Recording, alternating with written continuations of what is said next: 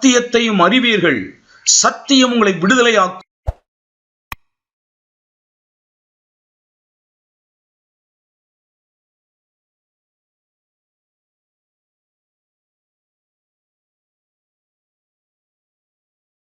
எல்லா தேவனுடைய பிள்ளைகளும் தேவனுடைய வார்த்தைக்கு நேராக நம்முடைய இருதயங்களை நம்ம திருப்புவோம்.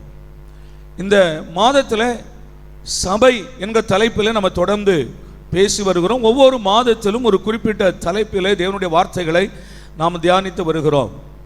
இந்த மாதம் தேவனுடைய சபையை பற்றி இந்த மாதத்தில் ஆண்டவருடைய வார்த்தைகளை உங்களோடு பகிர்ந்து கொள்வதற்கு ஆண்டவர் நமக்கு கிருபை தந்தார்.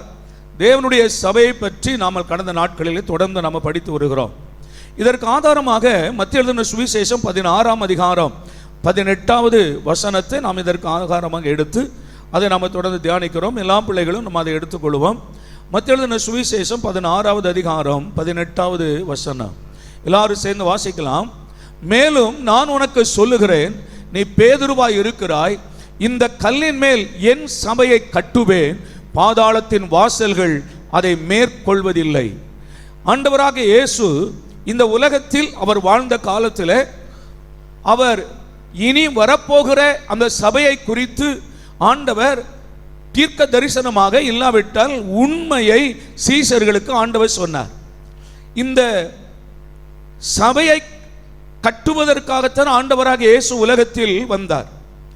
உலகத்தில் பாவத்திலும் உளையான சேற்றிலும் சிக்குண்ட மக்களை விடுதலை செய்வதற்கும், பிசாசுடைய பிடியிலே அகப்பட்ட மக்களை அதிலிருந்து கட்டவிழ்த்து விடுவித்து பாவத்திலிருந்து அவர்களை விடுதலை ஆக்கி அவர்களை ஒரு கூட்டமாக ஸ்தோத்திரம் சேர்த்து அந்த கூட்டத்திற்கு பெயர் சபை என்றும், அந்த சபையை ஆண்டவர் பரலோகத்திற்கு எடுத்துக்கொள்ள போகிற சபையாக தேவன் பூமியில் அந்த சபையை கட்டுவேன் என்று ஆண்டவர் சொன்னார். ஆண்டவருக்கு ஸ்தோத்திரம். இந்த கல்லின் மேல் என்பதை குறித்து கடந்த வாரங்களிலே நான் உங்களுக்கு பேசிவிட்டேன். ஆண்டவராக இயேசுவே அந்த கல் என்றும், பேதுருவின் மேல் அல்ல, கர்த்தராகிய இயேசு கிறிஸ்துவின் மேலே அந்த சபை கட்டப்படுகிறது என்பதை குறித்து கடந்த நாட்களிலே நாம் அதை கண்டோம். ஆண்டவருக்கு ஸ்தோத்திரம். அந்த சபையானது கல்வாரி சிலுவையின் அவருடைய சிலுவையின் இரத்தத்திலிருந்து அந்த சபை உருவானது. மாத்திரம் அல்ல, அவருடைய விழாவிலிருந்து வந்த அந்த இரத்தத்தினாலும் காயத்தினாலும் உருவாக்கப்பட்ட சபை என்பதை கடந்த நாட்களிலே நாம் அதை கண்டோம். ஆண்டவருக்கு ஸ்தோத்திரம். அந்த சபையானதை பாதாளத்தின் வாசல்கள் என்ன செய்வதில்லை, மேற்கொள்வதில்லை. எல்லா பிள்ளைகளும் ஒரு தடவை சொல்லுங்க, பாதாளத்தின் வாசல்கள் சபையை மேற்கொள்வதில்லை, சபை பாதாளத்தை மேற்கொள்ளும். ஏனென்றால் பாதாளத்திற்குரிய திறவுகோல் அவருடைய கையில் இருக்கிறது. சபை ஸ்தாபிக்கப்பட்ட நாள் முதற்கொண்டு, அப்போஸ்தலர் 2ஆம் அதிகாரத்திலே சபை ஸ்தாபிக்கப்படுகிறது. அந்த சபை ஸ்தாபிக்கப்பட்ட நாள் முதற்கொண்டு சபைக்கு உபத்திரவங்கள் வந்தது, சபைக்கு பாடுகளும் உபத்திரவங்களும் வந்தது. எத்தனையோ வல்லரசுகள் அதை மேற்கொள்ள நினைத்தார்கள். உலகத்தில் சபை என்று ஒன்று இருக்கவே கூடாது என்று சபைக்கு எதிராக பல அரசாங்கங்கள் எழும்பினது, பலவிதமான சட்டங்களை போட்டார்கள். ஆனால் எந்த சட்டங்களையும் ஆண்டவர் மேற்கொள்வதற்கு சபைக்கு அதிகாரத்தை ஆண்டவர் தந்தார். அதற்கு சபைக்குரிய வல்லமையை ஆண்டவர் கொடுத்தார். சகித்துக் கொள்வதற்கு கிருபைகளை ஆண்டவர் தந்தார். அவைகளை பொறுமையாய் சகிப்பதற்கு அன்பை ஆண்டவர் அவர்களுக்கு கொடுத்தார். எல்லாவற்றுக்கும் மேலாக தம்முடைய பரிசுத்த ஆவியினாலே கர்த்தர் அவர்களை நிறைத்து சகல போராட்டங்களை மேற்கொள்ளவும் அவைகளை தோற்கடிக்கவும் ஆண்டவர் சபைக்கு அதிகாரங்களை ஆண்டவர் தந்தார். ஆண்டவருக்கு ஸ்தோத்திரம், அல்லேலூயா. விசேஷமாய் கிட்டத்தட்ட கிபி 60 அந்த பக்கத்தில் தீத்து ராயன் என்ற ரோம மன்னன் எழும்பினான். அவன் எழும்பி சபையை ஒன்றுமே இல்லாமல் ஆக்கிவிடுவேன் என்று அவன் கங்கணம் கட்டி இல்லாவிட சபதமிட்டு அவன் வேலை செய்தான். ஆண்டவருக்கு ஸ்தோத்திரம். கிறிஸ்தவர்களை ரோமாபுரியினுடைய தெருக்களிலே உயிரோடு கட்டி அவர்களை போஸ்டில் அல்லோட இந்த மரங்கள் வைத்து அதில் கட்டி வைத்து உயிரோடு அவர்கள் மேலே தார் ஊற்றப்பட்டு எரிப்பார்கள். உயிரோடு எரிக்கப்படுவாங்க. நம்ம தெருக்களில் 2 பக்கமும் உயிரோடு கிறிஸ்தவர்களை கட்டி எரித்தார்கள் 1ஆம் நூற்றாண்டில். தீத்து ராயன் காலத்தில் ஒரு கிறிஸ்தவன் கூட இல்லாமல் ஆக்கிவிடுவேன் என்றார். ஒரு வேத பிரதி இல்லாமல் ஆக்கிவிடுவேன் என்று சவால் விட்டு சபையை பாழாக்கி கொண்டிருந்தார். ஆண்டவருக்கு ஸ்தோத்திரம். ஆனால் கிபி 68 அவன் ஒரு யுத்தத்தில் அவனுடைய மார்பில் ஒரு அம்பு பாய்ந்து அவன் மரிக்கிறான். அவன் மரிக்கிற தருவாயில அவனுடைய அந்த இது சரித்திரம், அம்பை உருவினான். அதிலிருந்து வருகிற அந்த இரத்தத்தை அவனுடைய கையில பிடித்து கொண்டு வானத்துக்கு நேராக இந்த இரத்தத்தை வீசி எறிந்து சொன்னானா, நசரேயனாகிய இயேசுவே, நீ ஜெயித்து விட்டாய், நான் தோற்று போனேன் என்று சொல்லி மரித்தான். கரங்களை தட்டி ஆண்டவருக்கு நன்றி சொல்லுங்க. சபையை ஒருபோதும் எதுவும் மேற்கொள்வதில்லை, எந்த வல்லரசுகளும் மேற்கொள்வதில்லை. எனக்கு அன்பான ஆண்டவருடைய பிள்ளையே, அன்றைக்கு ஆரம்பிக்க போராட்டங்கள் இன்று வரைக்கும் சபைக்கு எதிராக உலகம் எதிர்த்து போராடுகிறது. ஆண்டவருக்கு ஸ்தோத்திரம். ஆனால் சபையை ஒருபோதும் எந்த வல்லரசுகளும் மேற்கொள்வதில்லை. சபை பாதாளத்தை மேற்கொள்ளும். அல்லேலூயா, ஆண்டவருக்கு ஸ்தோத்திரம். சரி, இன்றைக்கு சபை வளர்ச்சி என்கிற தலைப்பிலே உங்களோடு நான் பேசுகிறேன். சபை வளர்ச்சி, சபையின் வளர்ச்சியை தடுப்பதற்குத்தான் பாதாளத்தின் வாசல்கள் பிரயாசப்படுகிறது, போராடுகிறது. ஆனால் அதை தாண்டி சபை வளருகிறது. ஆமென், ஆண்டவருக்கு ஸ்தோத்திரம். இந்த சபை வளர்ச்சியை குறித்து ஒரு 3 வசனங்களை நான் உங்களுக்கு முன்னே இந்த காலை விரும்புகிறேன். சபை வளர்ச்சியை குறித்த 3 வசனங்களையும், அதற்கு பின் இந்த சபை வளருகிறதற்கான ஒரு 5 காரியங்களையும் உங்களோடு நான் சொல்ல போகிறேன். முதலாவது, அப்போஸ்தலர் நடபடிகள் 6ஆம் அதிகாரம் 7வது வசனம், அப்போஸ்தலர் 16ஆம் அதிகாரம் 5வது வசனம். 3 அப்போஸ்தலர் நடபடிகள் 9ஆம் அதிகாரம் 31ஆம் வசனம். இந்த 3 வசனங்களையும் நம்ம எல்லாரும் சேர்ந்து வாசிக்கலாம். அப்போஸ்தலர் 6ஆம் அதிகாரம் 7வது வசனம், தேவ வசனம் விருத்தி அடைந்தது, சீசருடைய தொகை எருசலேமில் மிகவும் பெருகிற்று, ஆசாரியர்களில் அநேகரும் விசுவாசத்திற்கு கீழ்ப்படிந்தார்கள். 16ஆம் அதிகாரம் 5வது வசனம், 16:5. அதனாலே சபைகள் விசுவாசத்திலே ஸ்திரப்பட்டு நாளுக்கு நாள் பெருகின. அப்போஸ்தலர் 9:31, அப்போஸ்தலர் நடபடிகள் 9ஆம் அதிகாரம் 31வது வசனம், அப்பொழுது யூதேயா, கலிலேயா, சமாரியா நாடுகளில் எங்கும் சபைகள் சமாதானம் பெற்று பக்தி விருத்தி அடைந்து கர்த்தருக்கு பயப்படுகிற பயத்தோடும் பரிசுத்த ஆவியின் ஆறுதலோடும் நடந்து பெருகின. அல்லேலூயா. இந்த 3 வசனங்களை நீங்க கவனிச்சீங்கன்னா, முதலாவது, சீசர்களின் தொகை மிகவும் பெருகிற்று. எல்லாரும் சொல்லுங்க, சீசர்களின் தொகை மிகவும் பெருகிற்று. 2வது, சபைகள் பெருகிற்று. 3வது, அந்த சபை பக்தி விருத்தி அடைந்து கர்த்தருக்கு பயப்படுகிற பயத்தோடும் ஆறுதலோடும் நடந்து பெருகிற்று. அல்லேலூயா. 1, சீசர்களின் தொகை பெருகினது, விசுவாசிகளின் கூட்டம் பெருகினது. 2, சபைகள் பெருகினது. 3, ஆவிக்குரிய நிலைமையை பெருகிற்று. அல்லேலூயா. ஒரு சபை இந்த 3 காரியங்களிலும் அவைகள் வளர்ந்து பெருக வேண்டும். 1, சபை விசுவாசிகள் பெருகணும். 2, சபைகளின் எண்ணிக்கை பெருகணும். இந்த ஒரு இடத்துல மட்டும்தான், கல்லிடைக்குறிச்சியில் மட்டும்தான் அப்படி நம்ம இல்லாமல் எங்கெல்லாம் சபை தேவையோ அங்கெல்லாம் சபைகளை ஸ்தாபித்து சபைகள் பெருகணும் வருகிற காலத்தில். அல்லேலூயா. பல கிளை சபைகள் உருவாக்கப்பட்டு அநேக சபைகள் பெருக வேண்டும். 3, சபை எண்ணிக்கையில் மட்டுமல்ல, வெறும் நம்பர்களில் மட்டுமல்ல, சபை நல்ல குவாலிட்டியில என்ன செய்யணுமா, தரத்தில் பெருகணும். ஆவிக்குரிய காரியங்களிலே, பரிசுத்தத்திலே, அன்பிலே, விசுவாசத்திலே, தேவ பக்தியிலே, ஆவிக்குரிய தரங்களில் சபை பெருகணும். இந்த 3 காரியங்களை சபை அந்த நாட்களில் வளர்ந்தது.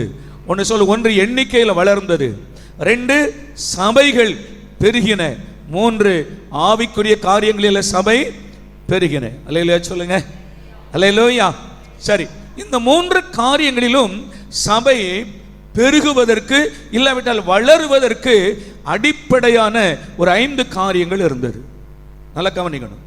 அன்றைக்கு ஆண்டவர் எப்படி கிரியை செய்தாரோ அது போலத்தான் இன்றைக்கும் ஆண்டவர் கிரியை செய்கிறார். அதுல எந்த மாற்றங்களும் அல்ல.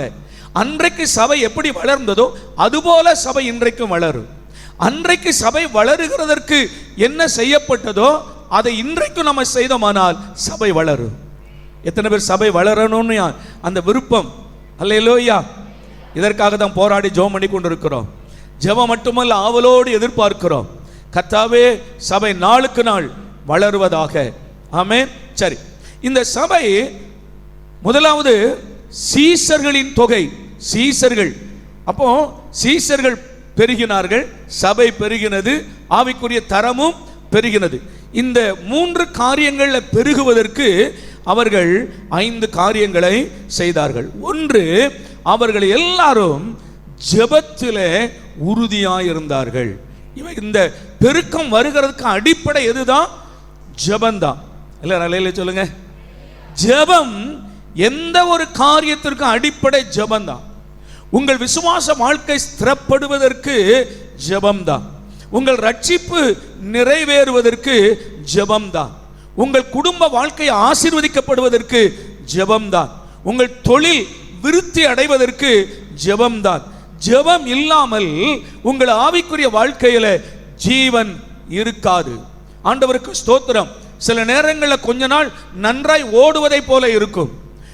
ஜெபம் இல்லாத வாழ்க்கை நீங்க கவனிச்சீங்கன்னா யாருடைய கட்டாயத்திலும் ஆலயத்துக்கு வருவோம், கொஞ்ச நாள் ஆண்டவருக்கு அது ஓடுற மாதிரி தெரியும். ஆனா ஜெபம் இல்லை என்றால் பெட்ரோல் இல்லாமல் வண்டி நிற்கிறது போல நம்முடைய ஆவிக்குரிய வாழ்க்கை நின்று போகும். அல்லேலூயா, அல்லேலூயா. ஆண்டவருக்கு ஸ்தோத்திரம். நீங்க ஜெபம் இல்லாத வாழ்க்கையை பார்த்தீங்கன்னா கொஞ்ச காலத்திலேயே அந்த வாழ்க்கை மறுபடியும் இருண்ட நிலைமைக்கு, பழைய நிலைமைக்கு மாற ஆரம்பிக்கும். ஆனால் ஜெபம் ஒன்றுதான் அவருடைய வாழ்க்கையில் அவர்களை உயிரோட்டமாய் வைத்திருக்கும். ஒரு சபை உயிரோட்டமாய் இருக்க வேண்டுமானால் அதற்கு அடிப்படை ஜெபம். இந்த சபை எதில் ஸ்தாபிக்கப்பட்டது என்றால் ஜெபத்தில் தான் ஸ்தாபிக்கப்பட்டது. வாசிக்கலாம் சில வசனத்தை. அப்போஸ்தலர் நடபடிகள் 2ஆம் அதிகாரம், 2ஆம் அதிகாரம். ஸ்தோத்திரம். 14ஆம் வசனம், மன்னிக்கணும், அப்போஸ்தலர் நடபடிகள் 1 அதிகாரம் 14ஆம் வசனம்.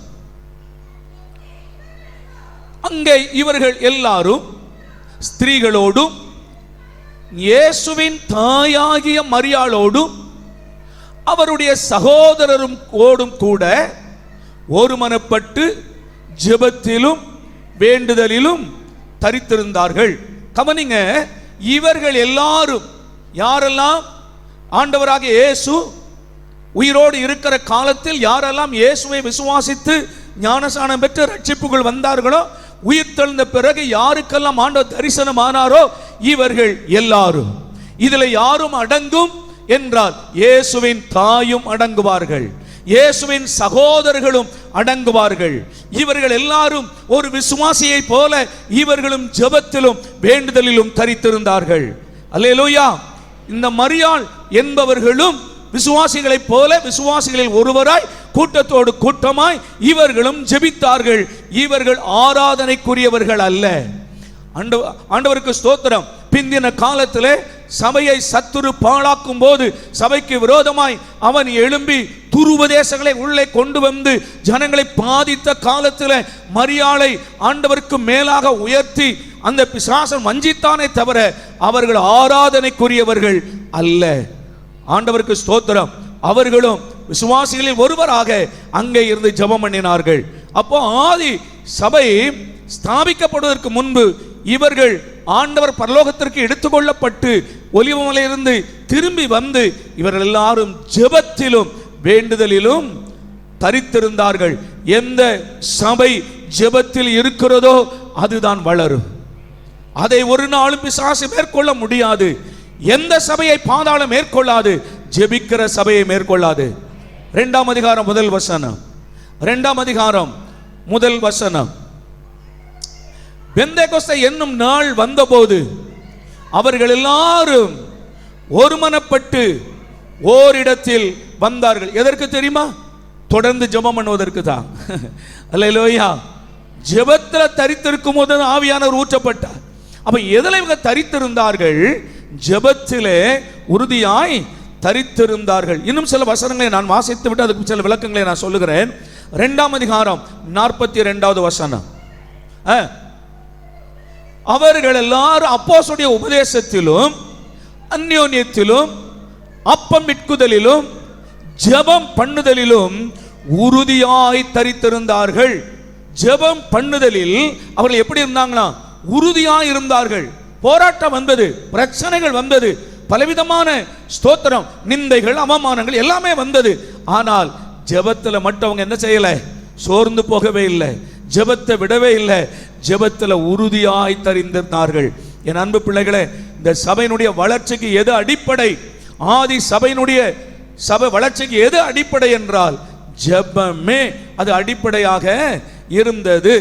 எந்த சபை ஜெபிக்கிறதோ அந்த சபை உயிருள்ள சபையாக இருக்கும் என்பதில் சந்தேகமே இல்லை. ஜெபத்தில் தான் சபை எழுப்புதல் அடைகிறது. ஜெபத்தில் தான் குடும்பங்கள் ஆசீர்வதிக்கப்படுகிறது.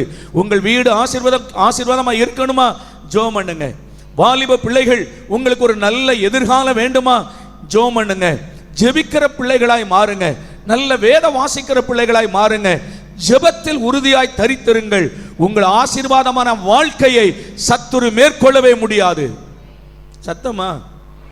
சத்தமா? அல்லேலூயா.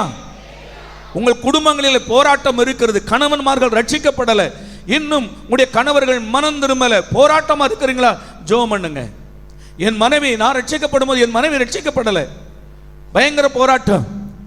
நான் அப்போ பாம்பேல மில்லில் வேலை பார்த்து கொண்டிருந்தேன். ஒவ்வொரு செவ்வாய்க்கிழமையும் புசியாமல், நாள் முழுவதும் புசியாமலே ஜெபம் பண்ணுவேன். ஆண்டவருக்கு ஸ்தோத்திரம். வேலைக்கு போனாலும் உபவாசத்திலே இருப்பேன். இப்படி சில மாதங்கள், சொல்ல போனீங்களா கிட்டத்தட்ட 1 வருடங்களுக்கு மேலாக நான் ஜெபத்தில் இருந்தபோது கர்த்தர் ஒரு நாள் அவர்களை சந்தித்தார். அல்லேலூயா. ஆண்டவருக்கு ஸ்தோத்திரம். ஜெபம் பண்ணுங்க. உங்களுடைய குடும்பங்கள் மாறும், பொருளாதார கஷ்டங்கள் மாறும், கடன் அடைக்கப்படும், உங்கள் குடும்பத்தில் இருக்கிற எல்லா இருளும் வெளிச்சமாய் மாறும், துக்கம் சந்தோஷமாய் மாறும். கர்த்தர் உங்களுடைய வாழ்க்கையில் பெரிய அற்புதங்களை செய்வார். பொருளாதாரத்தில் ஒரு பெரிய செழிப்பை ஆண்டவர் கொண்டு வருவார். அடிப்படை ஜெபம். அல்லேலூயா. அடிப்படை ஜெபம். ஜெபம் இல்லாமல் ஜெயம் இல்லவே இல்லை. அல்லேலூயா. ஜெபம் இல்லாத வாழ்க்கையில கர்த்தர் இருக்க மாட்டார். ஜெபம் இல்லாத வாழ்க்கையில ஆண்டவர் உங்களோடு இருக்க மாட்டார். ஆண்டவருக்கு ஸ்தோத்திரம். ஒரு காலத்தில் மரியாள் என்கிற அந்த அம்மாவை கொண்டு வந்து சபையை பலவீனப்படுத்தினான். ஆனால் இந்த காலத்தில் ஜெபமே பண்ண வேண்டாம் என்று சபையை பலவீனப்படுத்தி கொண்டிருக்கிறான். ஜெபம் பண்ண வேண்டாம், சும்மா டான்ஸ் ஆடினா போதும், பாட்டு பாடினா போதும், 2 ஸ்தோத்திரம் ஸ்டெப்பை எடுத்து வச்சுக்கினா போதும், நீங்க ஜெபம் பண்ண வேண்டாம் என்று சொல்லுகிற ஒரு பிசாசின் துருபதேசத்தை இந்த கடைசி நாட்களில் சபைக்குள்ளே கொண்டு வருகிறார்.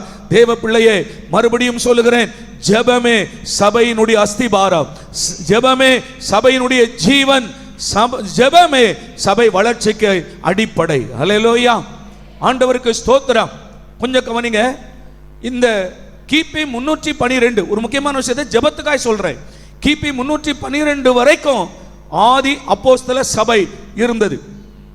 அப்போஸ்தலர் 2ஆம் அதிகாரத்தில் பெந்தேகோஸ்தே நாளன்று ஆரம்பிக்கப்பட்ட அந்த சபை கிபி 312 வரைக்கும் அந்த உயிரோட்டமாய் உலகமெங்கிலும் சபை பரம்பி வருகிறது. அந்த நாட்களில் தான் தோமா எல்லாரும் எங்க வந்தாரு? இந்தியாவில் ஊழியம் பண்ண வந்தார். இப்படி உலகமெங்கிலும் சீசர்கள் சென்று ஊழியம் பண்ணினார்கள். 312 அந்த ரோம மன்னன் கான்ஸ்டைன், அந்த மன்னன் இயேசுவை ஏற்றுக்கொள்கிறான். இதெல்லாம் நாங்கள் சரித்திரம் உங்களுக்கு சொல்லிட்டேன். நான் நிறைய விஷயம் நான் சொல்லணும். அந்த மன்னன் இயேசுவை ஏற்றுக்கொள்ளுகிறான். அவன் ஏற்றுக்கொண்டு அவனும் ஒரு மன்னனாக இருந்ததுனாலே, அரசனாக இருந்ததுனாலே அவன் என்ன செய்கிறான்?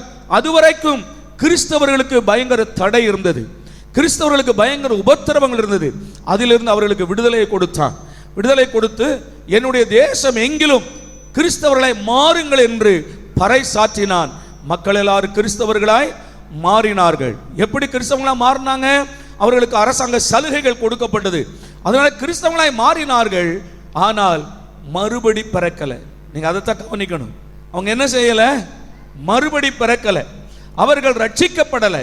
கர்த்தராகிய இயேசுவை சொந்த இரட்சகராக ஏற்றுக்கொள்ளவில்லை. மன்னன் கட்டளையிட்டான், மாறிவிட்டார்கள். ஏன்னா அந்த நாட்கள் அரசர்களும் ரொம்ப ஸ்ட்ரிக்டா இருப்பாங்க பாருங்க. அவங்க சொன்னா சொன்ன மாதிரி தான் அது கேட்கணும். அப்போ ஒரு புறஜாதி மார்க்கத்தை விக்கிரக ஆராதனைக்காரர்கள் அவர்கள் கிறிஸ்தவர்களாய் மாறினார்கள். ஆனால் மனம் மாறவில்லை. குடிகாரனாகவே இருந்தான், பாவம் செய்கிறவனாக இருந்தான். அப்படிப்பட்ட வந்ததுதான் அந்த ரோமன்ல இருந்து வந்த அந்த 312 ஆரம்பிக்கப்பட்ட அந்த சபை. இந்த சபை நாளுக்கு நாள் இன்னும் பலவீனம் அடைந்து, அப்படி வந்த மக்கள் மனம் திரும்பாமல் சபைக்குள்ள வந்த ஜனங்கள் அவர்கள் ராஜாவை பார்த்து கேட்டாங்க, எங்களுக்கு சிலை வேண்டும். நாங்கள் பல ஆண்டுகள் ஆண்டாண்டு காலமாக சிலையை வைத்து வணங்கி வருகிறோம், எங்களுக்கு என்ன வேணும்? சிலை வேணும். அதுவரைக்கும் என்ன கிடையாது? சிலை வணக்கம் கிடையாது. அப்பதான் சிலை வேணும்னு கேட்கிறாங்க. அப்படி சிலை கேட்கிற அந்த நாட்களில் ஜனங்கள் போராட்டம் பண்றாங்க. அப்போ ராஜா சொல்லுகிறான், என்ன நீங்க இதுவரைக்கும் பெண் தேவதைகளை வைத்து வணங்குனீங்களா? சரி, இயேசுநாதர் அம்மாவை ஒரு சிலையை நீங்க வச்சுக்கிடுங்க. என்ன, இயேசுநாதரை சிலையா வைங்க, இயேசுநாதருடைய அப்பாவை ஒரு சிலையா வைத்துக் கொள்ளுங்க, முக்கியமான தூதர்களை வைத்துக் கொள்ளுங்கள் என்று அப்படி அனுமதிக்கப்பட்டு தேவாலயத்துக்குள்ள சிலை வணக்கம் வந்தது. எல்லா புறஜாதிகளை போல சப்பரம் இழுக்க, கொடிமரம் நட்ட, ஆடுகளை வெட்ட புறஜாதிகளைப் போலவே அவைகள் உள்ளே பிசாசானவன் வசனத்திற்கு எதிராக உள்ளே அந்த பாவத்தை உள்ளே கொண்டு வந்தான். எங்கே வசனம் இல்லையோ, வசனத்தின்படி தேவனுடைய ஆராதனை இல்லையோ, அங்கே கர்த்தர் இல்லை, சாத்தானுடைய ஆளுகை அங்கே இருக்கும் என்பதை மறந்து போகாதே. அல்லேலூயா, ஆண்டவருக்கு ஸ்தோத்திரம். நல்லா கவனிங்க, கர்த்தர் உங்களை இந்த ஆலயத்தில் வைத்திருப்பது பாக்கியம் நினைங்க. ஒருவேளை வாலிபர்கள், ஸ்தோத்திரம், உங்களுடைய பெற்றோர்களை ஆண்டவர் ரட்சித்து இந்த சபைக்குள்ள கொண்டு வந்திருக்கிறாரா? நீங்கள் முந்தைய காலங்களில் ரோமன் கத்தோலிக்க சபையில் இருந்தீர்களா? நீங்கள் பாக்கியவான்கள் என்று நினைத்துக் கொள்ளுங்கள். நான் எங்க பிள்ளைகிட்ட அடிக்கடி சொல்லுவேன். இப்ப கடந்த ஒரு 2 நாளைக்கு முன்பதாக கூட ஒரு காரியம் சொன்னேன். ஆண்டவருக்கு ஸ்தோத்திரம், நீங்கெல்லாம் பாக்கியவான்கள். சாமுவேலை பார்த்து சொன்னேன், நீங்கெல்லாம் பாக்கியவான்கள். அப்பாவை மாத்திரம் ஆண்டவர் தெரிந்து கொள்ளாவிட்டால் இன்றைக்கு நீயும் இவர்களில் ஒருவராகத்தானே இருந்திருப்பாய். அல்லேலூயா, ஆண்டவருக்கு ஸ்தோத்திரம். என அன்பு கர்த்தருடைய பிள்ளைகளே, இன்றைக்கு நீங்கள் பாக்கியவான்கள். ஆமென். இப்படிதான் அந்த ரோமன் கத்தோலிக்க சபை 312 இருந்து எதுவரைக்கும் வருகிறது? அந்த சபை கிட்டத்தட்ட 1904 ஆண்டு வரை. எதுவரைக்கும்? 1904 ஆண்டு வரை போகுது. ஸ்தோத்திரம். இல்ல இல்ல இல்ல 1000 சரியாதானே? கிட்டத்தட்ட இப்பொழுதிலிருந்து ஒரு நூற்றாண்டுக்கு முன்னால, அப்போ அந்த நாட்கள் வரைக்கும் விக்கிரக ஆராதனை தான் போய்கிட்டு இருக்கிறது.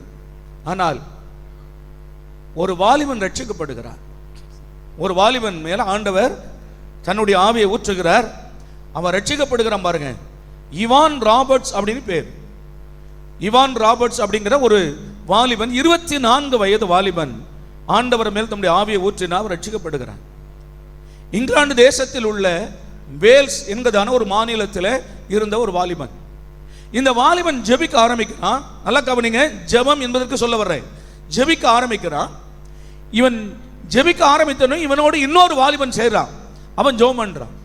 இவன் ஜெபம் பண்ண உடனே 2 பேர் 3 பேராக மாறினார்கள், 3 பேர் 4 பேராக மாறினார்கள், ஜெபம் பண்ணுகிறார்கள். கிட்டத்தட்ட 2 ஆண்டுகள் வாலிபர்கள் தொடர்ந்து ஒரு எழுப்புதலுக்காக ஜெபம் பண்றாங்க. எழுப்புதலுக்காக ஜெபம் பண்றாங்க.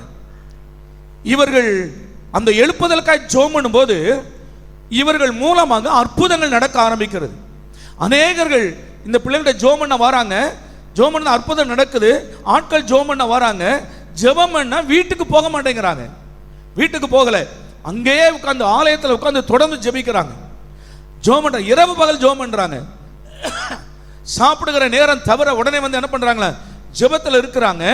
இப்படி ஆட்கள் 100 1000 மாறுகிறது. ஆராதனை இரவு பகலாக ஆராதனை மாறுகிறது.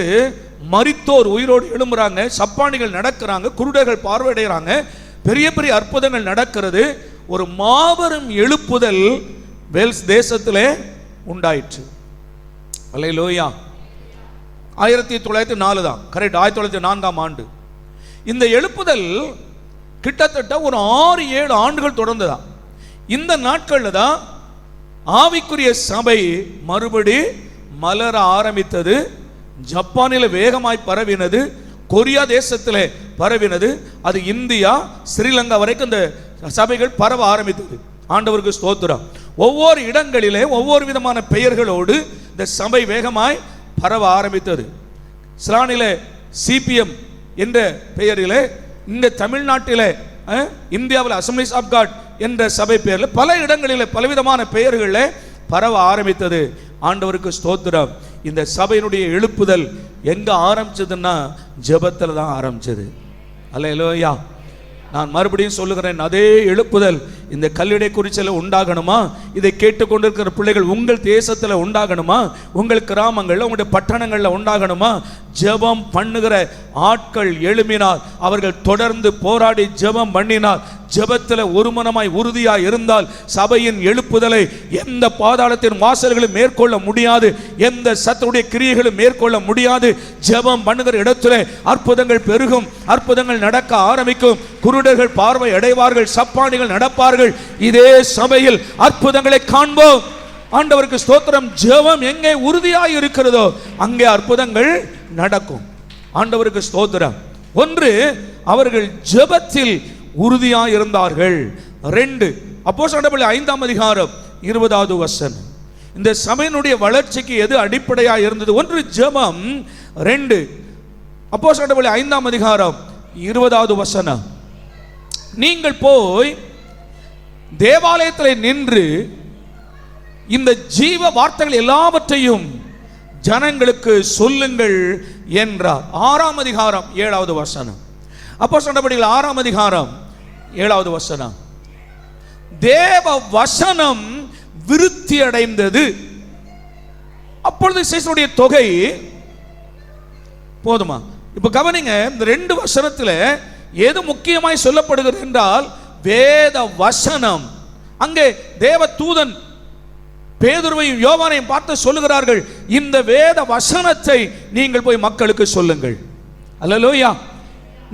இந்த பார்க்கிறோம், வேத வசனம் மிகவும் விருத்தி அடைந்தது. எங்கே வேத வசனம் விருத்தி அடைகிறதோ அங்கே சபை வளரும். சொல்லுங்களேன். அல்லேலூயா. வசனம் விருத்தி அடையாத வரைக்கும் சபை வளராது. ஏனென்றால் எல்லா வளர்ச்சிக்கும், எல்லா விதமான ஆசீர்வாதங்களுக்கும், எல்லா விதமான கேள்விக்கும் பதில் கர்த்தருடைய வார்த்தை. தேவனுடைய வசனம் எந்த சபையில் விருத்தி அடைகிறதோ அந்த சபை வளரும். சத்தமா? சோர்ந்து போய் இருக்கிறீங்களா? அல்லேலூயா, அல்லேலூயா. வசனம் விருத்தி அடையணும். சும்மா பாரம்பரியமாய் ஒரு காலண்டரில் எழுதி வைத்து, இல்லவென்றால் எங்கே ஒருத்தர் எழுதி கொடுக்கிற வசனங்களை வைத்துக் கொண்டு வாரந்தோறும் ஒரு கிளிப்பிளை போல வாசித்து சொல்லுகிறது அல்ல. வாரந்தோறும் பரிசுத்த ஆவியானவர் வெளிப்பாடுகளோடு அவருடைய வார்த்தைகள் சபைக்கு வெளிப்படணும். ஆண்டவருக்கு ஸ்தோத்திரம். சபைக்குள்ள தேவனுடைய வசனம் விருத்தி அடையணும். விசுவாசிகள் இந்த வசனத்தை கொண்டு போய் தெருவிலே நீங்கள் மற்றவர்களுக்கு இவைகளை சொல்லணும். மற்ற மக்களுக்கு சுவிசேஷத்தை அறிவிக்கணும். அல்லேலூயா. சுவிசேஷம் அறிவிக்காமல், தேவனுடைய வசனம் சொல்லப்படாமல் சபை வளராது. சொல்லுகிறவன் இல்லாவிட்டால் அவன் எப்படி கேள்விப்படுவான் என்று பவுல் சொல்லுகிறார். சொல்லுகிறவன் வேணும், சுவிசேஷத்தை அறிவிக்கிறவர்கள் வேண்டும். மார்க் எழுதின சுவிசேஷம் 13ஆம் அதிகாரம் 10வது வசனத்தை வாசிக்கும்படி கேட்கிறேன். மார்க் எழுதின சுவிசேஷம் 13:10. சகல ஜாதிகளுக்கும் சுவிசேஷம் முந்தி பிரசங்கிக்கப்பட வேண்டும். ஆமென் சொல்லுங்க, ஆமென் சொல்லுங்க. சகல கிராமங்களுக்கும். இதை நம்ம இப்படி எடுத்துக்கொள்ளலாம். நாம் இருக்கிறதானே அம்பாசமுத்திரம் தாலுகா, திருநெல்வேலி மாவட்டம், இந்த சேரன்மாதேவி தாலுகா, இந்த இடத்துல சகல கிராமங்களுக்கும் சகல மக்களுக்கும் சுவிசேஷம் சொல்லப்பட வேண்டும். ஆமென். மத்திய எழுதின சுவிசேஷம் 28ஆம் அதிகாரம் 18, 19, 20 ஆண்டவர் சொல்லுகிறார், இதோ வானத்திலும் பூமியிலும் சகல அதிகாரமும் எனக்கு கொடுக்கப்பட்டிருக்கிறது. ஆகையால் நீங்கள் புறப்பட்டு போய் சகல ஜாதிகளையும், சொல்லுங்க, சகல ஜாதிகளையும் சீசர் ஆக்குங்கள் என்று சொல்லப்படுகிறது. சுவிசேஷத்தை சொல்லி அவர்களை சீசர் ஆக்குங்கள். எருசலேமிலே கர்த்தருடைய வசனம் விருத்தி அடைந்தது, சீசர்களின் தொகை மிகவும் பெருகிற்று. அப்போ நீங்க சுவிசேஷத்தை சொல்லாமல் ஆட்கள் சீசர்களாய் மாற மாட்டாங்க. எந்த இடத்துல கர்த்தருடைய வசனம் விருத்தி அடைகிறதோ அங்கே ஆவிக்குரிய உயிர் மீட்சி வரும். அப்ப நம்முடைய சபையானது ஒவ்வொரு சிறு பிள்ளைகளும் வாலிபர்களும் எல்லா பிள்ளைகளும் கர்த்தருடைய வசனத்தை சுமந்து கொண்டு போய் எல்லா இடங்களிலும் சுவிசேஷத்தை அறிவிக்கிறவர்களாய் மாற வேண்டும். முந்தா நாள் 5வது உபவாச நாளில சர்தை சபையை குறித்து பார்த்தோம். சர்தை தானே? எபேசு, சிமிர்னா, பெர்கமு, தியத்ரா, சர்தை. கரெக்ட் தான், சர்தை. சர்தை சபையை குறித்து பார்க்கும்போது ஆண்டவர் சர்தை சபையை சொன்னார், நீ உயிருள்ளவன் என்றும் பெயர் பெற்றும் செத்தவனாய் இருக்கிறாய். அல்லேலூயா. சபைக்கு என்ன பேரு? உயிருள்ள சபை. சத்தமா சொல்லுங்களேன், என்ன சபை? நம்ம எல்லாரும் யாரா இருக்கிறோம்? அதனால்தான் பாடலை பாடும்போது உயிரோட்டமாய் பாடுகிறோம், ஆராதனை செய்யும் போது உயிரோட்டமாய் ஆராதிக்கிறோம். ஏன் தெரியுமா? நாம் ஆராதிக்கிற கர்த்தர் உயிரோடு இருக்கிறார். நாம் ஆராதிக்கிற தேவன் உயிர் தெழுந்தவர். அந்த உயிர் தெழுந்த தேவனை உயிருள்ள சபை உயிரோடு ஆராதிக்கிறது. ஆனா சர்தை சபையினுடைய நிலைமை என்ன? நீ உயிருள்ளவன் என்று பெயர் பெற்றும் நீ யாரா இருந்த? செத்தவனா இருக்கிறாய். நான் அதுக்கு ஒரு எக்ஸாம்பிள் சொன்னேன். சரியான உதாரணம் என்ன? உயிரோடு இருக்கிறான் ஆனா செத்தவனா இருக்கிறார். அர்த்தம் என்ன? ஐசியூல இருக்கிற மாதிரி, ஐசியூல கோமாவில் இருக்கிற மாதிரி. ஒரு நபர் கோமாவில் இருந்தா எப்படி இருப்பான்? எல்லாரும் என்ன பாருங்களேன், கோமாவில் இருந்தா எப்படி இருப்பான்? உயிர் இருக்கும் ஆனா ஒன்றுக்கும் ஒரு பிரயோஜனமும் இருக்காது. இவனால ஏதாவது பிரயோஜனம் இருக்குமா? நோ. அந்த குடும்ப தலைவிக்கோ இல்ல குடும்ப பிள்ளைகளுக்கோ இந்த மனுஷனால ஏதாவது பிரயோஜனம் உண்டா? ஒரு நாள்ல வேலை செய்தான், நல்லா தான் இருந்தான், சம்பாதித்தான். ஆனா இப்பொழுது அவனுக்கு தலையில் அடிபட்டு இவன் எதுல இருக்கிறான்? சில ஆட்களுக்கு அந்த மண்டையில் வரல கோளாறு தான். இயேசு தலையா இருந்தால் பிரச்சனையே இருக்காது. பாருங்க, இவங்க அறிவுக்கும் மற்ற உலக காரியங்களை இடம் கொடுத்ததுனால இவர்கள் தலையில வருகிறதான அறிவு இவர்களை தங்களை வேறு விதமாய் என்ன சொல்லுகிறது? தங்களை வேறு விதமாய் இவர்களை மாற்றி போடுகிறது. ஆகையினால தலையில் அடிபட்டு இவன் கோமாவில் இருக்கிறான், ஒரு பிரயோஜனமும் இல்லை. அல்லேலூயா. ஆனா பேருக்கு யாரா இருக்கிறார்? சொல்லுங்க, பேருக்கு கணவனாக இருக்கிறார், அப்பாவாக இருக்கிறார். ஆனால் குடும்பத்துக்கு எந்த பிரயோஜனமும் இல்லை. இது அப்படியே சபை. நான் சபையை தான் சொல்றேன், உங்களை சொல்லல. சர்தை சபையில் இருக்கிறத சொல்றேன். அப்போ அந்த சபை எப்படி இருக்கிறது? பேருக்கு சபை ஆனா ஒரு பிரயோஜனமும் இல்லை. இப்படி எடுத்துக்கிடுங்க. நாம சபையில் இருக்கிறோம். எத்தனை வருடம் ரட்சிக்கப்பட்டு பல வருடமா சபையில் இருக்கிறோம். நம்மால் இந்த சபைக்கு ஏதாகிலும் பிரயோஜனம் உண்டா? உங்களால் கர்த்தராகிய தேவனுக்கு ஏதாகிலும் பிரயோஜனம் உண்டா? சர்தை சபையை சொல்றேன், அப்படியே நம்முடைய சபையை ஒப்பிட்டு பார்ப்போம். நீ உயிருள்ளவன் என்று பெயர் பெற்றும் சபையே நீ செத்தவனா இருக்கிறாய். நீ கோமாவில் இருக்கிற. உன்னால ஏதாவது பிரயோஜனம் இருக்குதா? அந்த மனுஷனை படுக்கையில போட்டு அவன் உயிரோட வேணுமே என்று ஆகாரங்களை என்ன பண்ணுவாங்களா? கரைச்சி ஊத்திக்கிட்டே இருப்பாங்க. வாரந்தோறும் சபைக்கு வாரம், வசனங்களை கேட்கிறோம், சாப்பிடுறோம், வார்த்தைகளை சாப்பிடுறோம், வசனங்களை போயிடுறோம், அவ்வளவுதான். வேற எந்த பிரயோஜனமும் இருக்கான்னு பாருங்க. நீங்களே யோசிச்சு பாருங்க. சபையில் நடக்கிற உபவாச கூட்டம், சபை வளர்ச்சிக்காக மன்றாடுகிற ஜெபம் வருகிறோமா? நோ, கிடையாது. ஆனா வீட்டில் தான் இருக்கிறோம். முழிரவு ஜெபம் இந்த சபை வளர்ச்சிக்காக பண்ணுகிறோம். நான் உபவாசத்தில் ஜெபம் பண்ணி, இல்லைன்னா இரவு ஜெபத்தில் ஜெபம் பண்ணி பாஸ்டர் குடும்பத்திற்காக ஜெபம் பண்ணி கூப்பிடுகிறோமா? இல்லை. ஜெபம் எதற்கு தான்? சபை வளர்ச்சிக்கு, சபையின் நன்மைக்கு, சபையின் ஆசீர்வாதங்களுக்காக. ஆனா எந்த ஜெபத்திலும் வரமாட்டோம். ஆனா ஒரு சிறு கூட்டம் மட்டும் எப்பொழுதும் வந்து கொண்டே இருக்கும். ஆமென் சொல்லுங்க. அல்லேலூயா. இவர்களைத்தான் கர்த்தர் சபையில ஆண்டவர்களை தூண்களாக தேவன் வைத்திருக்கிறார். ஆதி சபையில் எப்படி சில தூண்கள் இருந்ததோ அதுபோல ஜெபிக்கிற மக்கள் தான் சபையில தூண்களாக இருக்கிறார்கள். இந்த சர்தை சபை உயிருள்ளவது சபை பெயர் பெற்றும் செத்ததாக இருந்தது. ஆண்டவருக்கு ஸ்தோத்திரம். என் அன்பு கர்த்தருடைய பிள்ளைகளே, நாம சபையில இருக்கிறோம், பிரயோஜனம் உள்ளவர்களாக இருப்போம். சபைக்கு நம்மால் ஏதாகிலும் பிரயோஜனமாக இருக்கட்டும். ஆண்டவருக்கு ஸ்தோத்திரம்.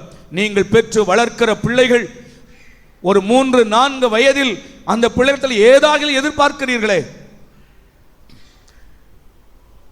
சின்ன சின்ன வேலைகள், கொஞ்சம் வளரும் காலத்தில் ஒரு தண்ணீர் எடுத்துட்டு வா, ஒரு பொருளை எடுத்துட்டு வா, கொஞ்சம் வளர்ந்த உடனே வீடுகளை பெருக்க, ஒரு கடைக்கு போக ஒரு பெற்றோர்கள் பிள்ளைகளை எதிர்பார்க்கிறீர்களே, ஆண்டவர் உங்களிடம் எதிர்பார்ப்பதில் என்ன தவறு இருக்கிறது?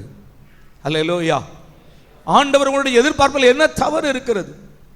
கர்த்தர் சொன்னார், இந்த அத்தி மரத்தை நான் நட்டு 3 ஆண்டுகள் ஆகிறது, இதில் கனி இல்லை, வெட்டி போடுன்னு சொன்னார். ஆண்டவருக்கு ஸ்தோத்திரம். ஆனா இரக்கமுள்ள தோட்டக்காரன் சொன்னான், ஆண்டவரே இந்த வருஷமும் இருக்கட்டும், நான் கொத்தி எரு போடுகிறேன், நான் இன்னும் அதற்கு உரம் இடுகிறேன், இன்னும் தண்ணீர் பாய்ச்சுகிறேன், கனி கொடுத்தால் சரி, இல்லாவிட்டால் வெட்டி போடலாம். ஆண்டவருக்கு ஸ்தோத்திரம். சபையில் இருக்கிறோம் பல ஆண்டுகள், நாம தான் சொல்றோம், நாங்க ரட்சிக்கப்பட்டு எத்தனை ஆண்டுகள் ஆகிறது, எனக்கு வேதம் இவ்வளவு தெரியும், ஜெபம் பண்ண இவ்வளவு தெரியும். ஆனால் வேதத்தின் அடிப்படையில் பார்த்தா இவர்கள் எல்லாரும் சபையாக இணைந்து ஜெபம் பண்ணினார்கள், சபையாய் கூடி ஜெபம் பண்ணினார்கள், சபையாய் ஊக்கத்தோடு ஜெபம் பண்ணினார்கள். பேதுரு சிறைச்சாலையில் இருக்கும்போது சபையார் ஊக்கத்தோடு ஜெபம் பண்ணினார்கள். பாடுகள் உபத்திரவங்கள் வரும்போது இவர்கள் எல்லாரும் ஒருமனப்பட்டு ஜெபம் பண்ணினார்கள். அல்லேலூயா சொல்லுங்க. அல்லேலூயா. நீங்களே உங்களை ஆண்டவர் சபைக்கு எதற்காக வச்சிருக்கிறார்? உங்களை ரட்சித்து தேவன் சபையில் வைத்ததன் நோக்கம் என்ன? உங்களால் அவருடைய சபை வளரணும், அவருடைய சரீரமாகிய சபை பக்தி விருத்தி அடையணும். ஆண்டவருக்கு ஸ்தோத்திரம். சரி, அப்ப ரெண்டாவது இவர்கள் சுவிசேஷத்தை என்ன பண்ணாங்களா? கொண்டு போனார்கள். சுவிசேஷத்தை சொல்லுகிறவர்களா இருந்தார்கள். ஆகையினால சபை நாளுக்கு நாள் வளர்ந்தது. 3 நம்ம வாசித்ததானே அந்த அப்போஸ்தலர் நடபடிகளில் 1ஆம் அதிகாரம் 14வது வசனத்தையும் 2ஆம் அதிகாரம் 1 வசனத்தையும் மறுபடியும் வாசிப்போம். அங்கே இவர்கள் எல்லாரும்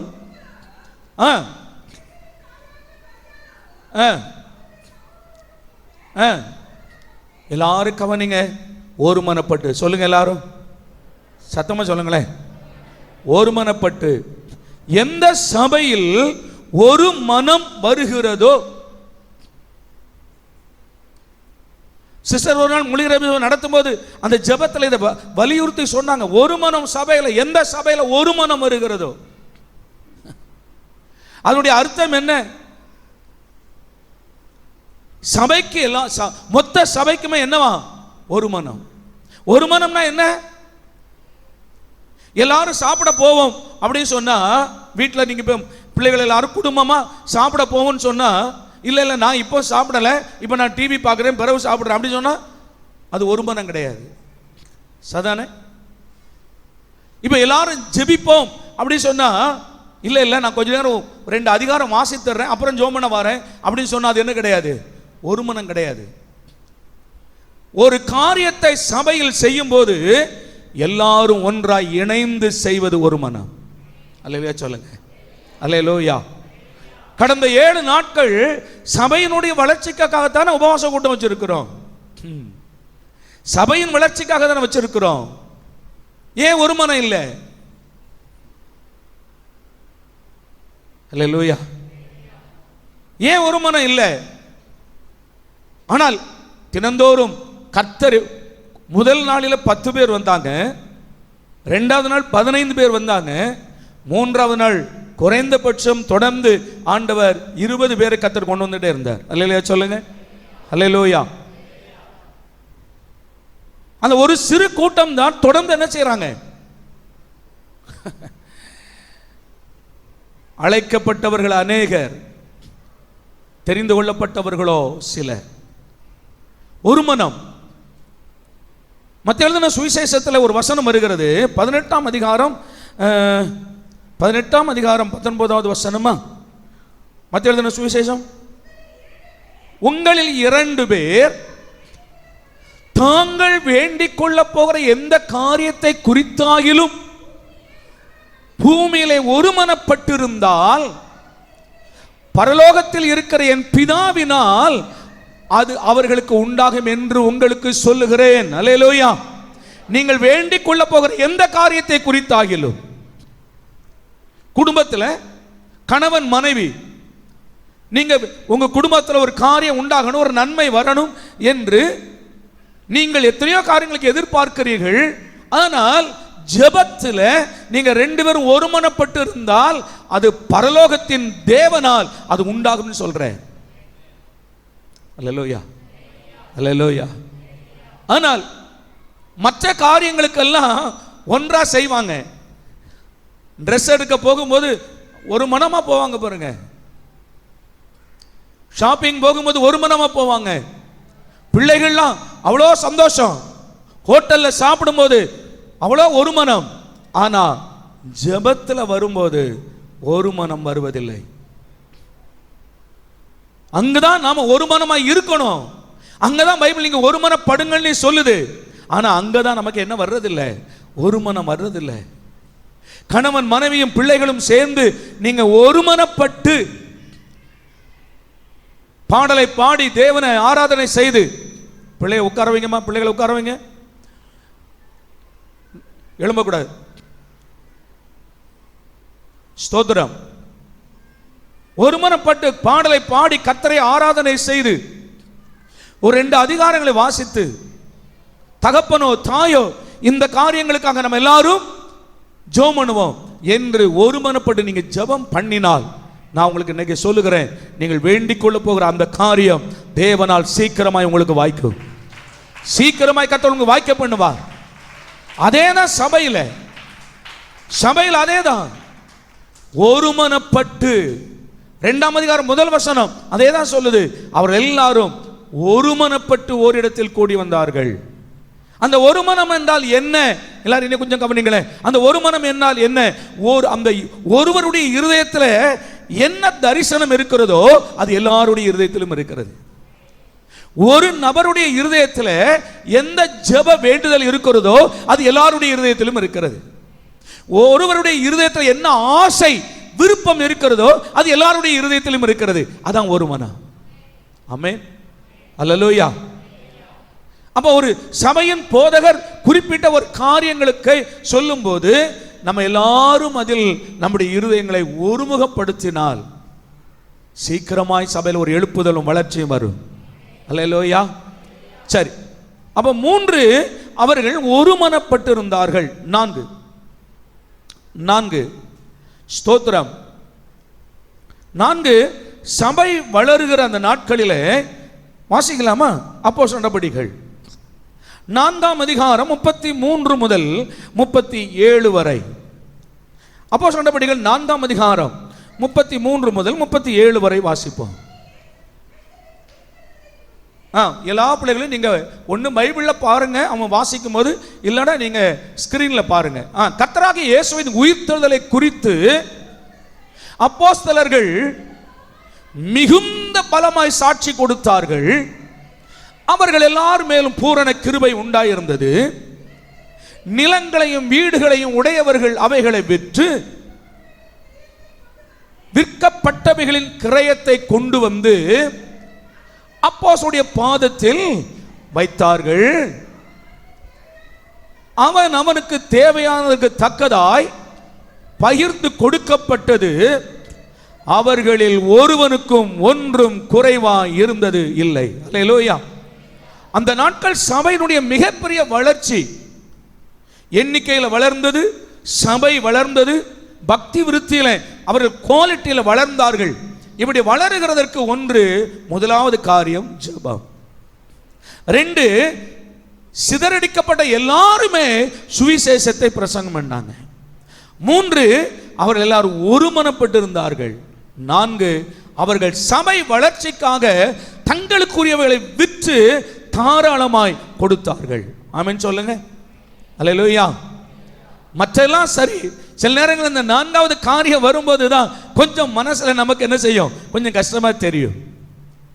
சபை வளர்ச்சிக்கு மிக முக்கியமான ஒன்று ஜெபம் எவ்வளவு முக்கியமோ அதுபோல பொருளாதாரமும் முக்கியம்.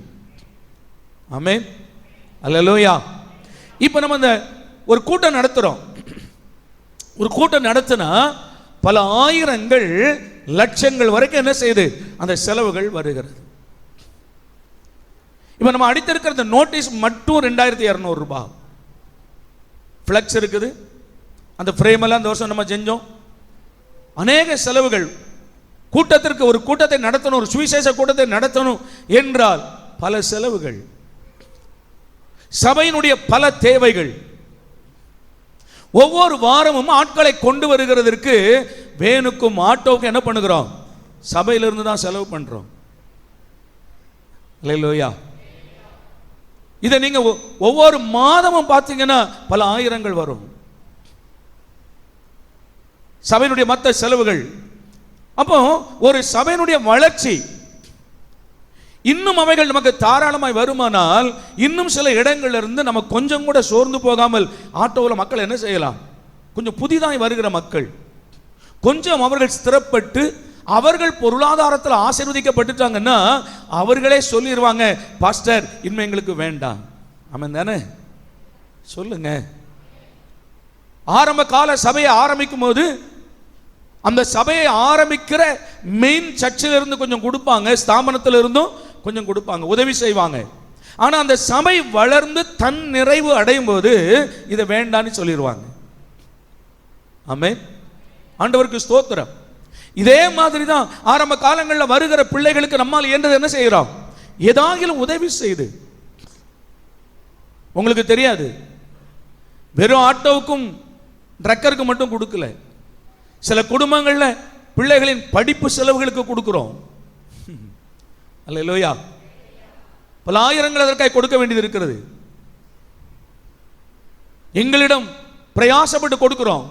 இல்லாத பட்சத்தில் அதற்காக கொடுக்கிற சில ஆட்களை போய் சந்தித்து அவர்களிடம் வாங்கி கொடுக்கிறோம். இதெல்லாம் உங்களுக்கு தெரியாது. அப்போ ஒரு சபையினுடைய பொருளாதாரம் என்பது மிகவும் முக்கியமானது. ஆதி சபையினுடைய வளர்ச்சி அவர்கள் தாராளமாய் கொடுத்தாங்க, தங்களுக்கு உரியவைகளை விற்று கொண்டு வந்து கொடுத்தாங்க.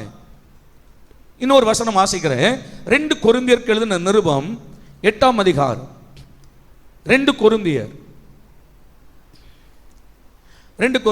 8ஆம் அதிகாரம் 1-2 வசனம், 5வது வசனம், 3 வசனங்களை வாசிக்கலாம். 2 கொரிந்தியர் 8ஆம் அதிகாரம் 1, 2, 5. அன்றியும் சகோதரரே, மக்கதோனியா நாட்டு சபைகளுக்கு தேவன் அளித்த கிருபையை உங்களுக்கு அறிவிக்கிறோம். அவர்கள் மிகுந்த உபத்திரவத்தினாலே சோதிக்கப்படுகையில் கொடிய தரித்திரம் உடையவர்களாய் இருந்தும் தங்கள் பரிபூரண சந்தோஷத்தினாலே மிகுந்த உதாரத்துவமாய், நல்லா கவனிங்க, மக்கதோனியா சபை உபத்திரவத்தில் கடந்து கஷ்டப்படுறாங்க. ஆண்டவராக இயேசுவை ஏற்றுக்கொண்டது நிமித்தமாய் அடிக்கப்படுகிறார்கள், சிறையில் போடப்படுகிறார்கள், கொல்லப்படுகிறார்கள், அவருடைய பொருளாதாரம் சூறையாடப்படுகிறது, மற்றவர்களால் பறிமுதல் செய்யப்படுகிறது. அப்படி அவர்கள் கொடிய உபத்திரம் உணவுகளாக இருந்த போதிலும் தங்களுக்கு இருந்ததான மிகுந்த சந்தோஷத்தினாலே, அல்லேலூயா சொல்லுங்க, கர்த்தர் அவர்களை ரட்சித்ததினாலே, பாவியா இருந்த அவர்கள் ரட்சிக்கப்பட்டதினாலே, பாவம் மன்னிக்கப்பட்ட ரட்சிப்பின் சந்தோஷம் அவர்களுக்குள் பெருகி இருக்கிறதுனால, அப்படி கொடிய தரித்திரம் உடையவர்களாய் இருந்தும் அந்த சந்தோஷத்தினாலே மிகுந்த உதாரத்துவமாய் கொடுத்தார்கள். அல்லேலூயா, அல்லேலூயா. கொடுப்பதற்கு நமக்கு எவ்வளவு இருக்கிறது என்பதல்ல முக்கியம், நாம கர்த்தருக்குள் எவ்வளவு சந்தோஷமாய் இருக்கிறோங்கிறது முக்கியம். தேவனிடத்திலிருந்து நம்ம எவையெல்லாம் பெற்றிருக்கிறோம். ஆண்டவருக்கு சோதரம். 5வது வசனத்தில் பார்த்தீங்கன்னா, 5வது வசனத்தில், மேலும் நாங்கள் நினைத்தபடி மாத்திரம் கொடாமல், ஆமென், அல்லேலூயா சொல்லுங்க, நாங்கள் நினைத்தபடி மாத்திரம் கொடாமல். டப்பாவில் டெய்லி ஒரு 10 ரூபாயை போடுங்க, ஒரு வருஷம் வரும்போது ஒரு குறைந்தபட்சம் ஒரு 3000 ரூபாயாவது நமக்கு வந்துச்சுன்னா கிட்டத்தட்ட ஒரு 60-70 டப்பா போயிருக்கிறது, நமக்கு ஒரு நல்ல தொகை வரும். பண்டிகைக்கும் செலவு செய்யலாம். மீதம் இருந்தால் சபையில் ஏதாவது பொருட்கள் வாங்கலாம் என்று நம்ம சபைக்கு சொல்லுகிறோம். ஆனா சில டப்பால பார்த்தீங்கன்னா நம்ம எதிர்பார்த்த மாதிரி அல்ல, 6000 ரூபாய்க்கு மேல வந்திருக்குது. சத்தமே வரலையே. நீங்க போடாட்டாலும் பரவாயில்ல, போட்டவங்களுக்கு ஆக கர்த்தருக்கு நன்றி சொல்லுங்க. அல்லேலூயா, அல்லேலூயா. சிலர்ல ரொம்ப குறைவா இருக்குது, பரவாயில்ல. கொடுங்கள், அப்பொழுது உங்களுக்கு கொடுக்கப்படும். லூக்கா எழுதின சுவிசேஷம் 6ஆம் அதிகாரம் 38வது வசனம் நினைக்கிறேன். லூக்கா 6:38 வாசிங்க பார்க்கலாம். 6:38 தான். கொடுங்கள், அப்பொழுது உங்களுக்கு கொடுக்கப்படும். ஆமுக்கு குலுங்கி சரிந்து விழும்படி நன்றாய் அளந்து. அந்த டப்பாவை என்ன பிள்ளைகளுக்கு தெரியும்? ஓப்பனே பண்ண முடியல, அமுக்கி அமுக்கி வச்சிருக்கிறாங்க. சொல்லுங்க. அமுக்கி குலுங்கி சரிந்து விழும்படி உங்கள் மடியிலே அளந்து போடுவார்கள். நீங்க எந்த அளவினால் அளக்கிறீர்களோ அந்த அளவினால் உங்களுக்கும். ஆதி சபையில எல்லாரும் உதாரத்தொகை கொடுக்கிற அந்த நாட்களில், ஏன்னா இதுவும் தேவை. ஆசீர்வாதத்தை பற்றி சொல்லும் போது ஒரு எச்சரிப்பும் அங்கே எழுதப்பட்டிருக்கிறது. அனனியா சப்பீராள் என்ற ஒரு குடும்பம், அவர்களும் தங்களுக்கு உரியவைகளை விற்று அப்போஸ்தலருடைய பாதத்தில் கொண்டு வந்து வைத்தார்கள். ஆனா அவர்கள் விற்றதும் தெரியாது, எவ்வளவு கொண்டு வரதாலும் தெரியாது. ஆனால் பேதுருவின் மூலமாய் ஆவியானவர் பேசினார், இதை இவ்வளவுக்கு தான் விற்றீர்களா அப்படின்னார். ஏன்னா அந்த குடும்ப தலைவன் மட்டும் தான் வந்திருக்கிறான், அனனியா மட்டும் தான் வந்திருக்கிறான், சபையில கொண்டு வந்து வைக்கிறான். அப்போ அனனியா சொல்லுகிறான், ஆம்.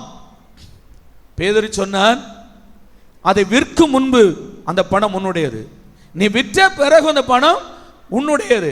ஆனால் ஒரு பங்கை வஞ்சித்து நீ வைத்துவிட்டு ஒரு பங்கை கொண்டு வந்து கர்த்தருக்கு கொடுத்திருக்கிறாயே, நீ மனுஷரிடத்தில் அல்ல பரிசுத்த ஆவியினிடத்தில் நீ பொய் சொன்னாய் என்று சொன்ன உடனே, இது எங்க எழுதப்பட்டிருக்கிறது? அப்போஸ்தலர் 5ஆம் அதிகாரத்தில்.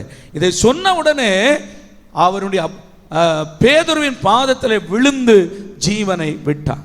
அல்லேலூயா, ஜீவனை விட்டான். என்ன பண்ணணும்? கவனிங்களேன்.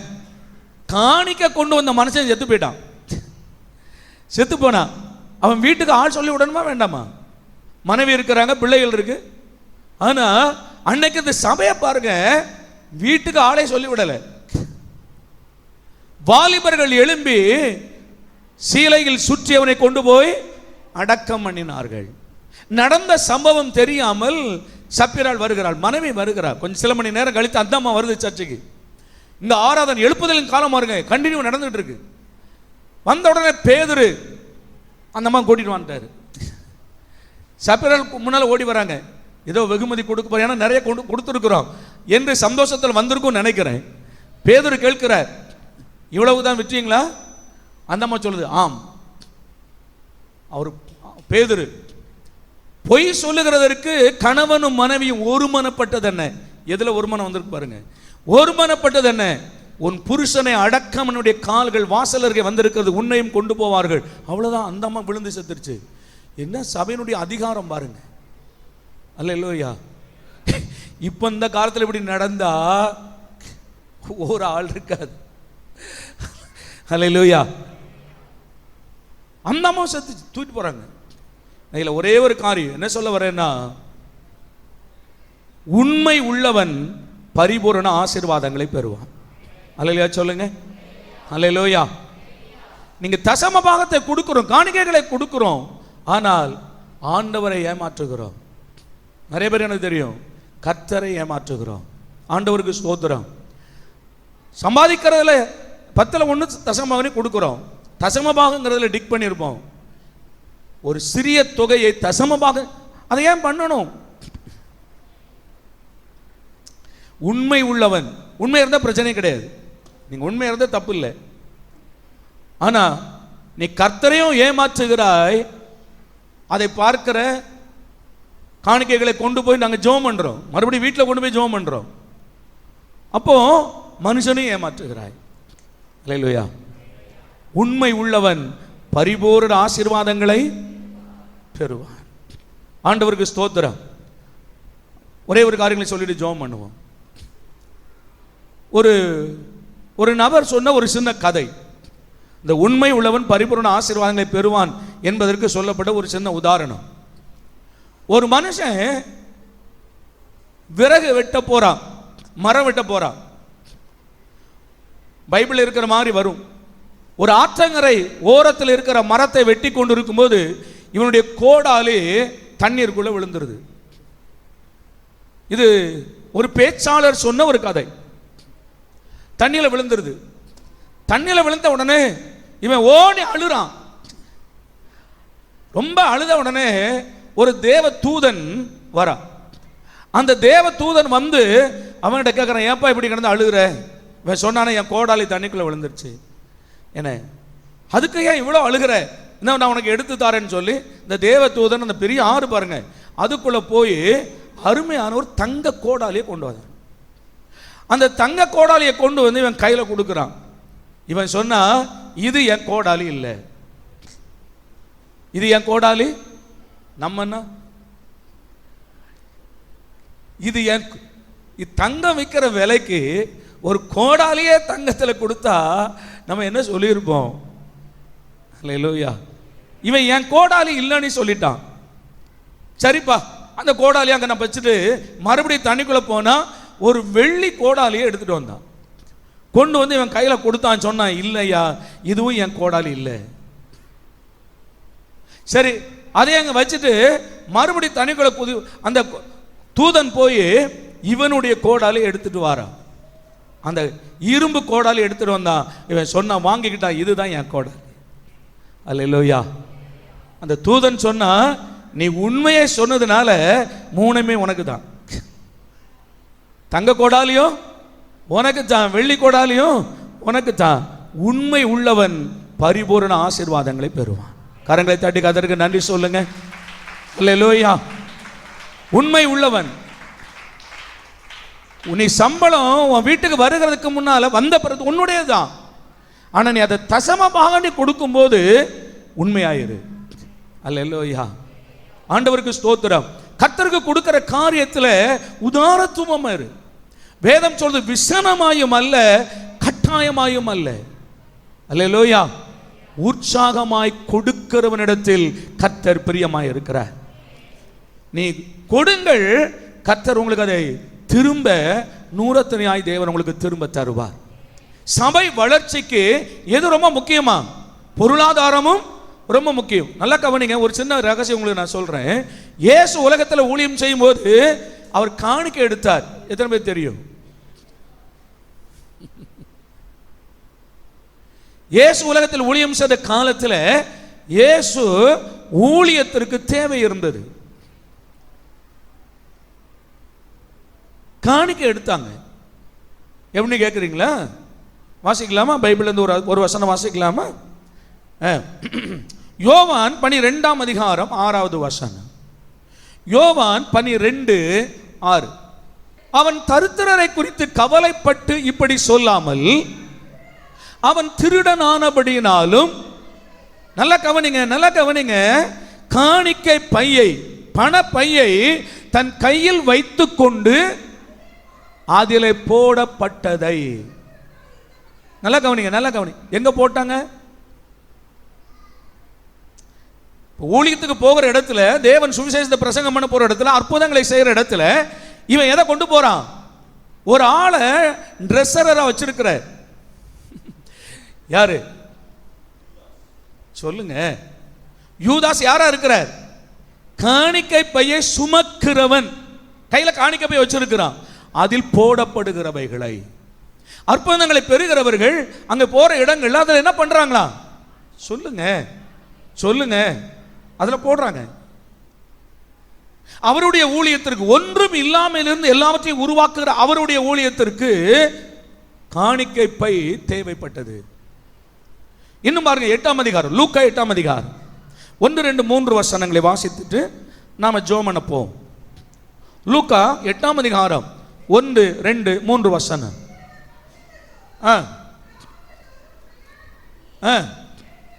நீங்க நல்லா கவனிக்கணும். பட்டணங்கள் தோறும், கிராமங்கள் தோறும் தேவனுடைய ராஜ்யத்தை குறித்து பிரசங்கம் பண்ண போறார். இதற்கு என்ன தேவை இருக்கிறது?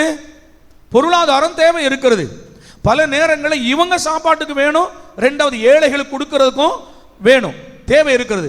தேவனுடைய ராஜ்யத்திற்கு ஒரு நற்செய்தியை கூறி பிரசங்கித்து வந்தார். 12 அவருடனே கூட இருந்தார்கள்.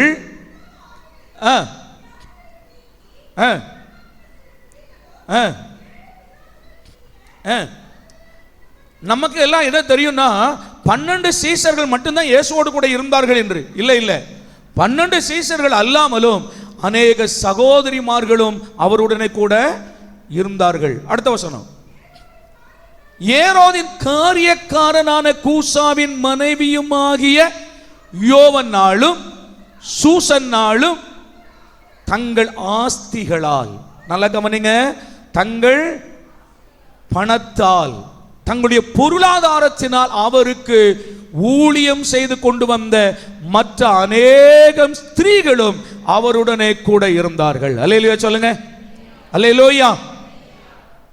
சர்வ வல்லமையுள்ள தேவன் உலகத்தில் மாம்சத்தில் மனிதனாய் வந்த காலத்தில் அவருக்கு ஊழியம் செய்வதற்கும் எது தேவைப்பட்டது? பணம். அப்ப ஊழியத்தில் பிரதானமான ஒன்று பணம். ஒரு பொருளை வாங்கணும்னு சொன்னா அதுக்கு என்ன தேவை? இப்போ ஒரு ஆம்பிளிஃபையர் கெட்டு போச்சு, நாம போய் இயேசுவின் நாமத்தில் ஆண்டவர் இந்த ஆம்பிளிஃபையர் மறுபடியும் புதிதாய் மாறுவதாக அப்படி சொல்ல முடியுமா? சொல்லுங்க, அப்படி சொல்ல முடியுமா? இல்லை. ஒரு நாள் பேதுருவிடத்தில் கேட்குறாங்க, உங்க ஆண்டவர் உங்க போதகர் ராயனுக்கு வரி கட்டுறாரான்னு கேட்டாங்க. இவன் தெரியாதுன்னா, அவர் கட்டுறாரான்னு தெரியல. வீட்டுக்கு வரான். வீட்டுக்குள் நுழைந்த உடனே இயேசு கேட்கிறார், பேதுருவே, இந்த அரசாங்கம் யாரிடத்தில் வரி வாங்குகிறார்கள்? பிள்ளைகளிடத்திலா அந்நியரிடத்திலா? அப்ப அவன் சொல்றான் அந்நியரிடத்தில். அப்படியானால் நீ போய் கடல்ல தூண்டி போட்டு அதில் ஒரு மீனை பிடித்து அந்த மீன் முதல் மீனை பிடிக்கிற வாயை திறந்து பார், அதற்குள்ள என்ன இருக்கும்? ஒரு வெள்ளிப்பணம் இருக்கும். அதை உனக்காகவும் எனக்காகவும் கொண்டு போய் செலுத்து, வரியை செலுத்து. சரி, இன்னைக்கு சபையில எதை மீன் சொல்றோம்? மீன் பிடிக்கிறவர்களை கர்த்தர் அழைத்து அவர்களை மனுஷரை பிடிக்கிறவர்கள் ஆக்கினார். சொப்பனத்துல 2 மீனை பிடிக்கிற மாதிரி சொப்பனம் கண்டா 2 ஆத்மா ரட்சிக்கப்படுதுன்னு நமக்கு தெரியும். அல்லையா சொல்லுங்க. அப்போ கர்த்தருக்கும் பேதுருவுக்கும் தேவையான பணம் எங்க இருக்குது? சொல்லுங்க. தேவனுடைய ஊழியத்திற்கும் மற்ற ஊழியம் செய்கிற போதகரின் குடும்பத்திற்கும் சபையின் எல்லா தேவைகளுக்கும் பணம் எங்கே இருக்கிறது? மீனினுடைய, சொல்லுங்க சத்தமா, அல்லேலூயா. அப்போ இதை போய் ஆண்டவர் இதற்கெல்லாம் அற்புதம் செய்ய மாட்டார். இதற்கெல்லாம் அற்புதம் செய்ய மாட்டார். உங்களை ஆசீர்வதிப்பார். நல்ல விளங்கிடுங்க. சபை பொருளாதாரத்தில் வளர வேண்டுமானால் விசுவாசிகளை தேவன் ஆசீர்வதிப்பார். அவருடைய கையிட்டு சேர வேலைகள் ஆசீர்வதிக்கப்படும். வீண் செலவுகளுக்கு விலக்குவார், வியாதிகளுக்கு விலக்குவார். இப்படி தேவன் அவர்களை ஆசீர்வதித்து அதன் மூலமாய் சபையின் பொருளாதாரத்தை பெருக செய்வார். அல்லேலூயா. அப்போ ஆதி சபை வேகமாய் வளர்ந்தது. அதற்கு காரணம், 1, அவர்கள் ஜெபத்தில் உறுதியாய் தரித்திருந்தார்கள். 2, சுவிசேஷத்தை பிரசங்கம் பண்ணாங்க. 3, ஒருமனப்பட்டிருந்தார்கள். 4, அவர்கள் உதாரத்துவமாய் கொடுத்தார்கள். இது நிமித்தமாய் சபை நாளுக்கு நாள் வளர்ந்து பெருகின. நம்முடைய கல்லடை குறித்து இந்த ஏஜி சபை அதே போல் நாமும் பின்பற்றுவோமானால் நம்முடைய சபையினுடைய வளர்ச்சியை பாதாளத்தின் வாசல்கள் மேற்கொள்ளாது. ஆமென் சொல்லுமே. சத்தமா எழுந்து நிற்கலாமா? கரங்களை தட்டி எல்லா பிள்ளைகள் கர்த்தரை ஸ்தோத்திரம் பண்ணுவோம். சபையில் கர்த்தர் நம்மை வைத்திருக்கிறதுக்காக எல்லாரும் சந்தோஷமாய் ஒரு ஆவிக்குரிய சபையிலே கர்த்தர் நம்மை கொண்டு வைத்தாரே, அதற்காக ஸ்தோத்திரம். சத்தியம் பிரசங்கிக்கப்படுகிற இடத்தில் தேவன் நம்மை கொண்டு நிலை நிறுத்தினாரே, அதற்காக ஸ்தோத்திரம்.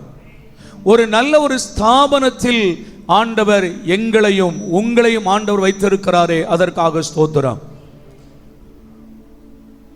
பரலோக தேவனே, இந்த மாதத்தில் சபையை குறித்து நாங்கள் தியானிப்பதற்கு ஆண்டவராகிய தேவன் தந்த கிருபைகளுக்காக ஸ்தோத்திரம்.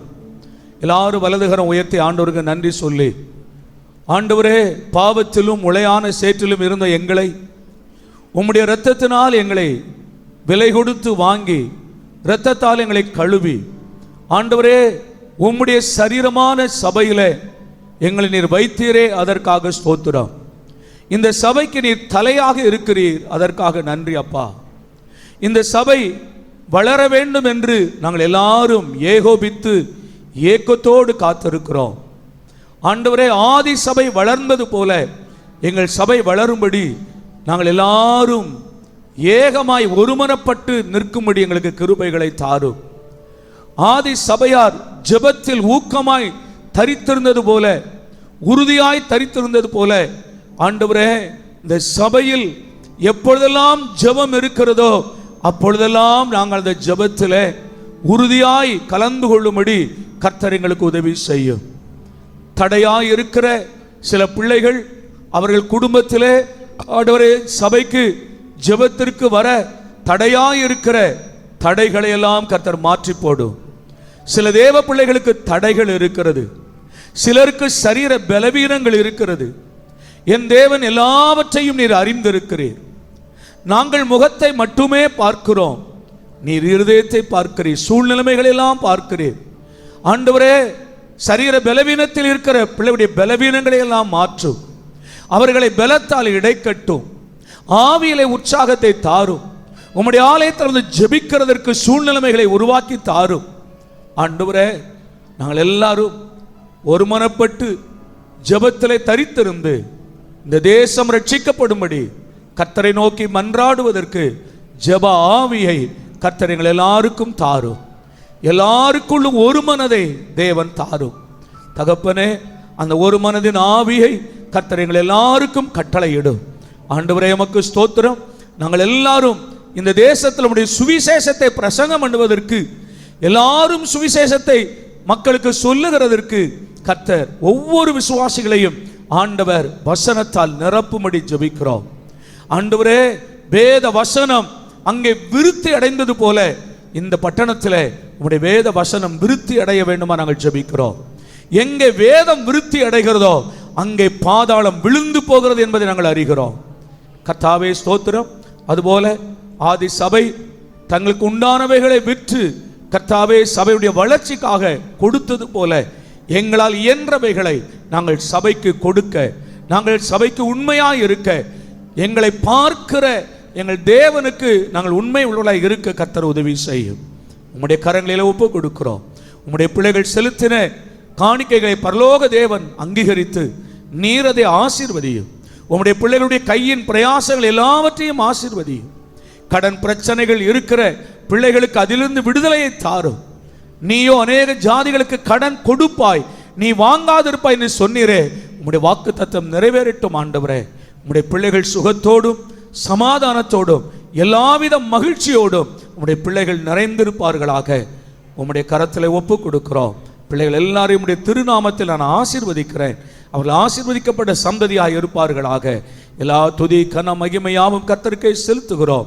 எங்கள் ஆண்டவரும் இரட்சகருமான இயேசு கிறிஸ்துவின் நாமத்தில் வேண்டிக் கொள்கிறோம் எங்கள் நல்ல பிதாவே, ஆமென். நம்முடைய கர்த்தராகிய இயேசுவின் கிருபையும் பிதாவாகிய தேவனுடைய அன்பும் பரிசுத்த ஐக்கியமும் இன்றும் என்றும் சதா காலங்களில் நம் அனைவரோடும் சகல பரிசுத்தவான்களோடும் நிலைத்திருப்பதாக, ஆமென். எல்லாரும் சேர்ந்து சொல்லுவோம். என் ஆத்துமாவே கர்த்தரை ஸ்தோத்திரி, என் முழு உள்ளமே உடைய பரிசுத்த நாமத்தை ஸ்தோத்திரி.